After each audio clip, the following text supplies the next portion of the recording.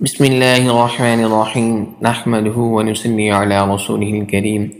محترم سامعین، اللہ تعالیٰ سے امید کرتے ہیں کہ آپ سب خیریت سے ہوں گے۔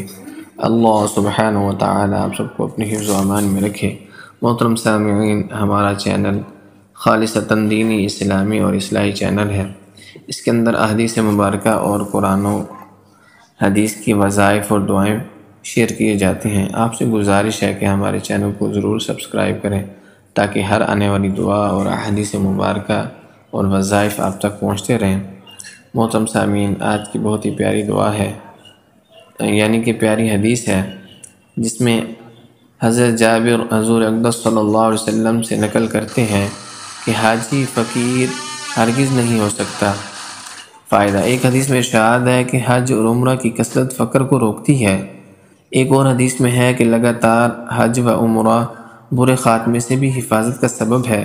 ایک حدیث میں ہے کہ حج کرو غنی بنو گے، سفر کرو صحت یاب ہوگے، یعنی تبدیل آب و ہوا اکثر صحت کا سبب ہوتی ہے اور بہت ہی کثرت سے اس کا تجربہ ہوا ہے۔ ایک حدیث میں ہے کہ لگاتار حج و عمرہ فقر اور گناہوں کو ایسا دور کرتے ہیں جیسا آگ کی بھٹی لوہے کے میل کو دور کرتی ہے۔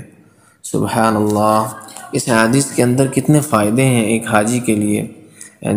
حج کرنے والے کتنے خوش نصیب ہیں۔ برے خاتمے سے بچنے کی فضیلت بتائی جا رہی ہے، فقر کو دور کرنے کی فضیلت۔ دنیا میں ہر بندہ فقر سے ڈرتا ہے، تو حاجی خوش نصیب ہیں۔ اللہ تعالیٰ کے نبی علیہ السلام ان کو بشارت دے رہے ہیں کہ اللہ تعالیٰ ان کو فقر سے بچائیں گے، برے خاتمے سے بچائیں گے۔ سبحان اللہ! اللہ ہے، اللہ تعالیٰ ہمیں بھی حج کی سعادت نصیب فرمائے، اور جو حج کرنے کے لیے حاجی گئے ہوئے ہیں اللہ تعالیٰ ان کے بھی حج کو قبول فرمائے اور آخرت میں ذریعہ نجات بنائے۔ جزاک اللہ۔